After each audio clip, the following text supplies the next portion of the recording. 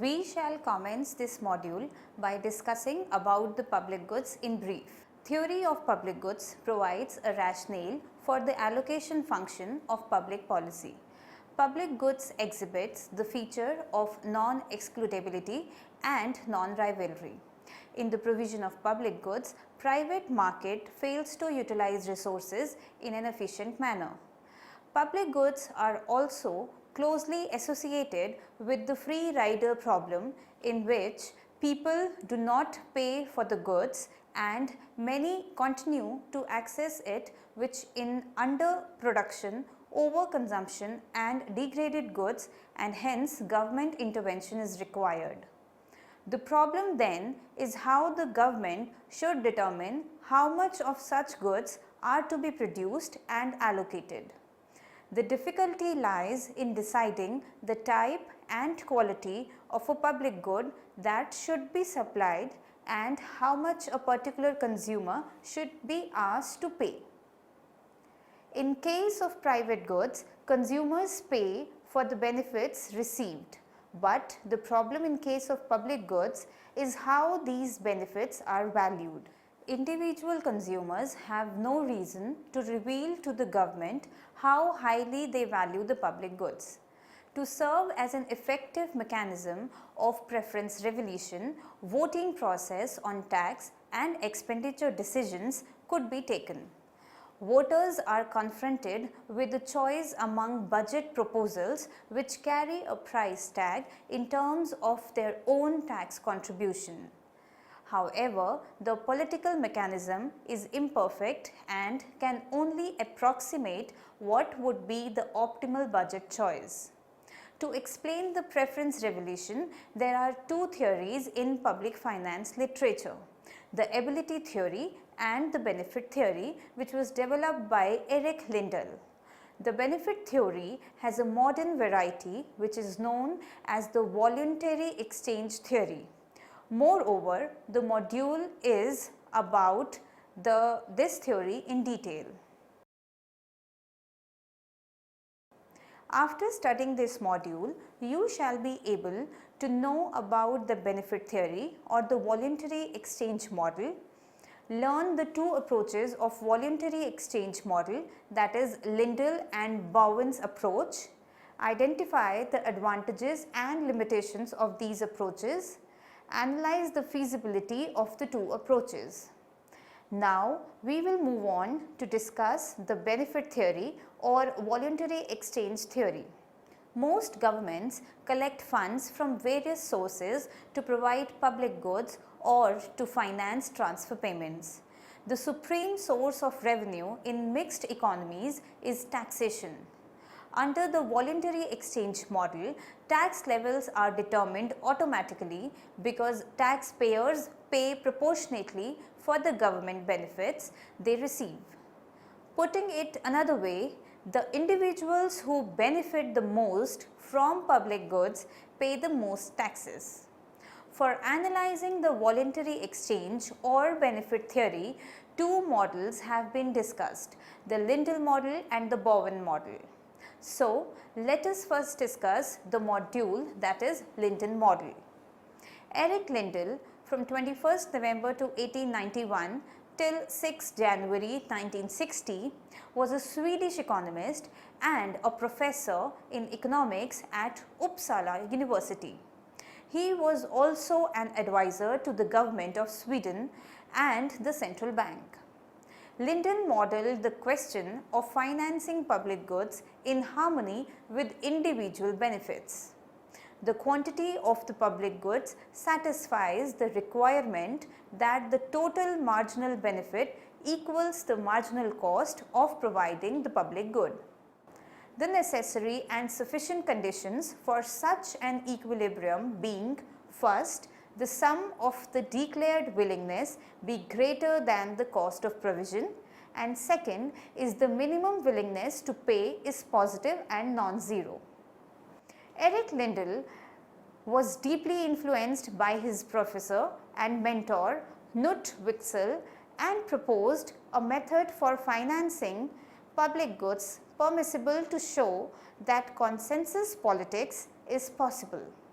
As people are different in nature, their preferences are also different, and the consensus requires each individual to pay a somewhat different tax for every service or good that he consumes. If each individual's tax price is set equivalent to the marginal benefit received, then each individual is made better off by the provision of public good and thus may accordingly agree to have that service level provided.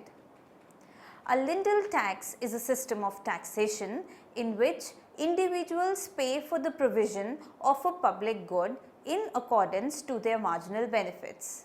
So, each individual pays according to his or her marginal benefit derived from the public good.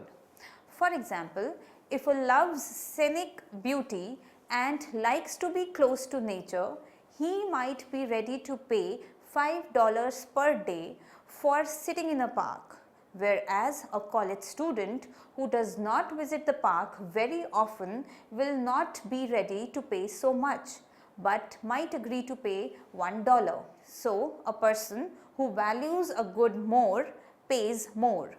In such cases, the problem of supply of the public goods at optimal level arises. Lindahl taxation is a solution for this problem. Lindahl tries to solve the following three problems: extent of state activity, allocation of the total expenditure among various goods and services, allocation of tax burden. Now, given the figure of supply and demand for state services or public goods, in the Lindahl model, if SS is the supply curve of public good, it is assumed that production function of public or social good is linear and homogeneous. DDA is the demand curve of taxpayer A and DDB is the demand curve for taxpayer B. The vertical summation of the two demand schedules or the vertical summation of the two demand curves of both the consumers of both the taxpayers results in community's total demand schedule for the public goods.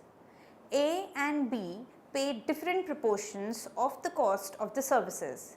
When Qn is the amount of public goods produced, A contributes NE and B contributes NF. The cost of supply is Ng. Since the state is non-profit, it increases its supply to Qm. At this level, A contributes Mj and B contributes Mr, that is the total cost of supply. Equilibrium is reached at point P on a voluntary exchange basis. Lindahl equilibrium. Lindahl taxes are also known as benefit taxes. Lindahl equilibrium is a sort of economic equilibrium under such a tax. It is a method of finding the optimum level for the supply of public goods or services. The Lindahl equilibrium happens when the total per unit price paid by each individual equals the total per unit cost of the public good. Lindahl equilibrium shows how efficiency can be sustained in an economy with personalized prices. Johnson, 1963, gave the complete interpretation of the concept of Lindahl equilibrium. The simple assumption of this concept is that every household's consumption decision is based on the share of the cost they must provide for the supply of the particular public good. The importance of Lindahl equilibrium is that it fulfills the Samuelson's rule and therefore said to be Pareto efficient despite the existence of public goods. It also establishes how efficiency can be reached in an economy with the public goods by the use of personalized prices. The personalized prices equals the individual estimate for a public good to the cost of the public good. Lindahl pricing and taxation requires the knowledge of demand functions for each individual for all private and public goods. When information about marginal benefit is available only from the individuals themselves, they tend to underreport their valuation for a particular good. This gives rise to a preference revolution problem. Each individual can lower his tax cost by underreporting his benefits derived from the public good or services. This informational problem shows that survey-based Lindahl taxation is not incentive compatible. Incentives to understate or underreport one's true benefits under Lindahl taxation resemble those of a prisoner's dilemma, and people will be inclined to underreport their demands for the public goods or services. Let us now understand the Lindahl tax and Pareto optimality. A very important question is that whether a Lindahl tax is Pareto optimal equilibrium. A Pareto optimal allocation happens with public goods when the total of the marginal rates of substitution equals the marginal rate of transformation.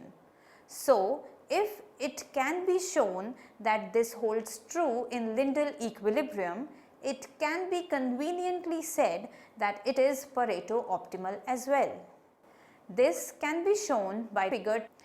We take a demand curve for a public good. X will want more good to consume when the price of the public good is less.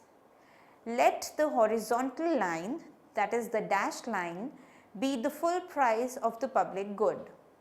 Now, here the demand curve implies that X will demand very less. But what if instead of the price decreasing, the percentage of the price X has to pay decreases? Now X sees the price going down, so his demand for the good increases. Now let's consider the demand curve of another person. Let's say Y sees the vertical axis turn the way around with the full price on the bottom and percentage decreasing as you move upwards. Like X, Y will also demand more as his observed price goes down. Now, as Y observes the price going down, it also means that we move further up the vertical axis. Equilibrium is when both X and Y demands the equal amount of the good. This is possible only when the demand curves of both X and Y intersects each other. If a line is drawn over the price axis, from that point of intersection, we get the percentage share for each person that is required to get that price. In the Lindahl tax scheme, it is essential that the system should provide for a Pareto optimal output of the public good. The other important condition is that the Lindahl tax scheme should connect the tax paid by an individual to the benefits he derives. This system promotes justice.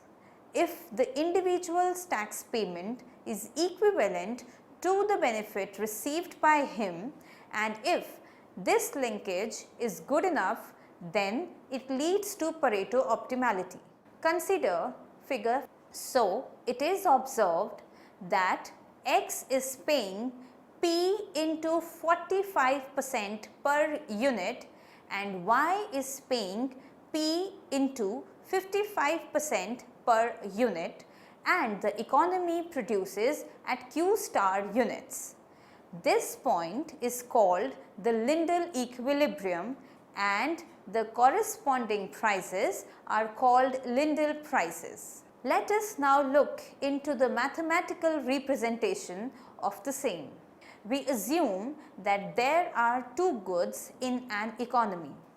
The first one is a public good and the second one is everything else.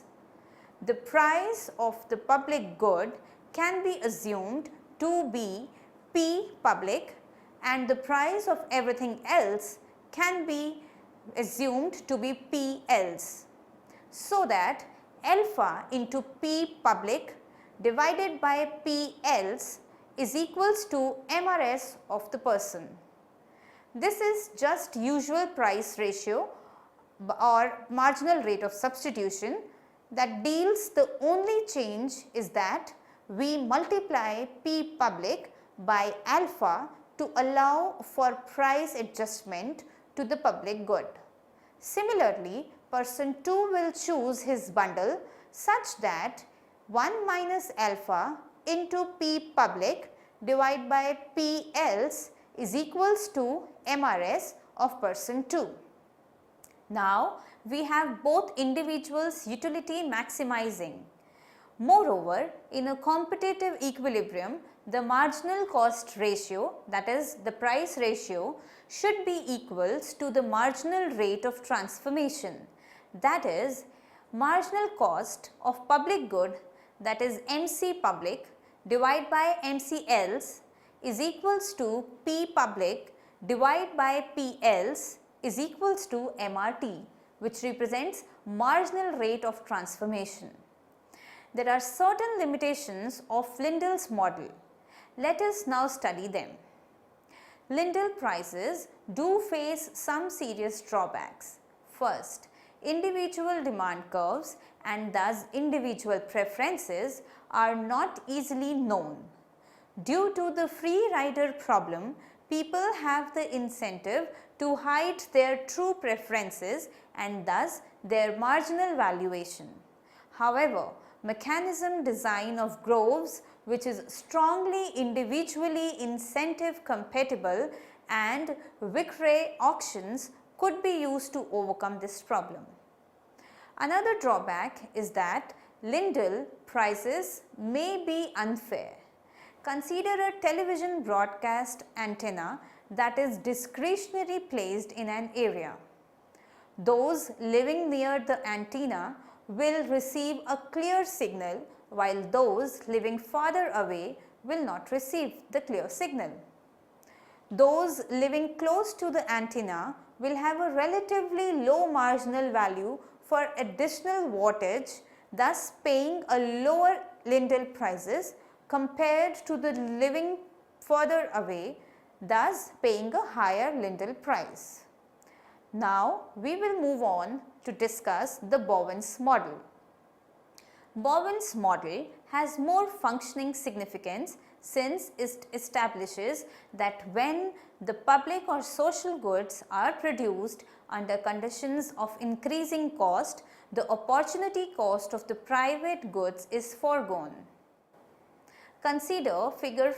For example, if there is one public good and two taxpayers are there known as A and B, then the demand for public good is represented by A and B. Therefore, A plus B is the total demand for the public good. The supply curve is shown by A dash plus B dash, indicating that the goods are produced under the conditions of increasing cost. The production cost of public goods is the value of foregone private goods. This means that A plus B is also the demand curve of the private goods.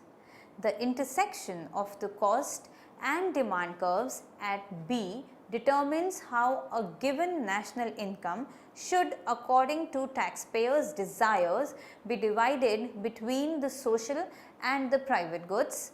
Hence, there should be OE public goods and EX private goods. Simultaneously, the tax shares of A and B are determined by their individual demand schedules. The total tax requirement is the area ABEO, out of which A is willing to pay GCEO and B is willing to pay FDEO.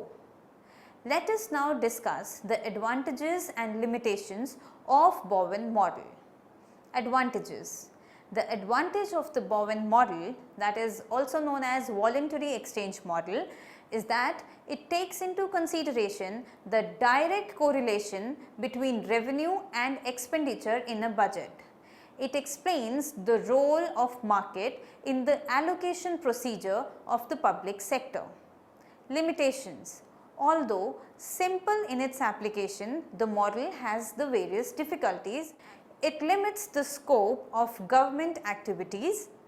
Government can neither upkeep the poor nor take steps to stabilize the economy. It is applicable only when beneficiaries can be observed directly, which is impossible for most public goods. Taxation in accordance with the benefit principle would leave the distribution of real incomes unchanged.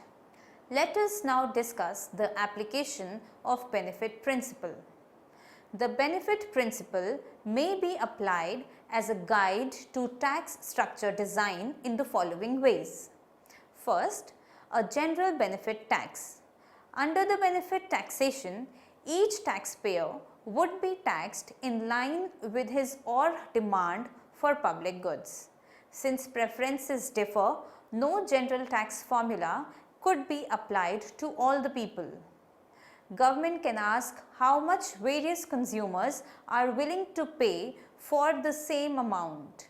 Suppose that taxpayers have the same structure of taste so that persons with the same income value same amount equally. Then people with income of rupees 10,000 value a given level of public goods at suppose rupees 1,000. With 1,000 units supplied, they would be willing to pay rupees 1 per unit. With incomes rupees 20,000, they would be willing to pay a higher price, let us say rupees 2. The appropriate tax formula then depends on the income and price elasticity of demand for public goods. If income elasticity is high, the appropriate tax prices will rise rapidly with the income. But if the price elasticity is high, the increase will be dampened. Second is specific benefit tax. In this case, particular services are provided on a benefit basis and consumers are asked to pay less user charges or tolls. Third, taxes in lieu of charges.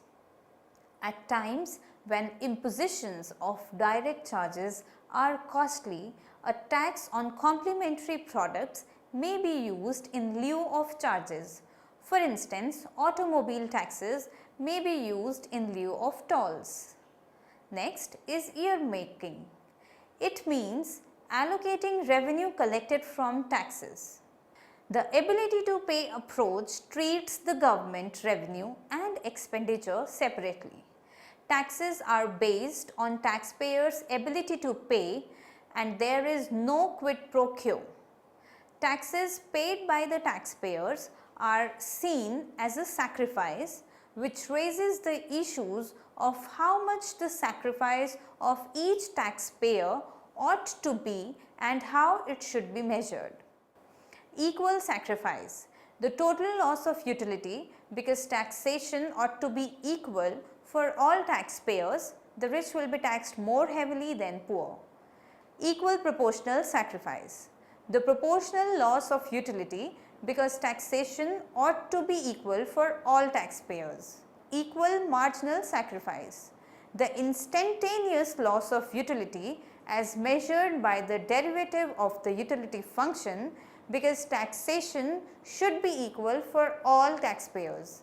This will involve the least aggregate sacrifice, that is, the total sacrifice will be least. Let us now summarize what we have learnt in this module. Economists have displayed a growing interest in the problem identified to an appropriate allocation of public goods. The fact that public budgets has grown considerably during the period has added to the attractiveness of the problem. Individuals in a society have different preferences based on their nature, personal choices, etc. An individual's willingness to pay for a public good is a function of many factors like income preferences, etc. So, in such cases, the problem of supply of public good at optimal level arises. Lindahl taxation is a solution for this problem. Lindahl Voluntary Exchange Model has proposed a solution to the problem of simultaneous determination of the extent of public activity and distribution of the corresponding tax burden. Lindahl tax is an individual share of the collective tax burden of an economy. The optimal level of a public good is that quantity at which the willingness to pay for one more unit of the good taken in entirely for all the individuals is equal to the marginal cost of supplying that good. Lindahl tax is the optimum quantity times the willingness to pay for one more unit of that good at this quantity. In spite of the shortcomings of Lindahl model, it has proven to be an important impetus for the development of the theory of public goods. The ability approach gives government revenue and expenditures separately. Taxes are created on taxpayers' ability to pay. There is no quid pro quo. It is measured by equal sacrifice, equal proportional sacrifice and equal marginal sacrifice.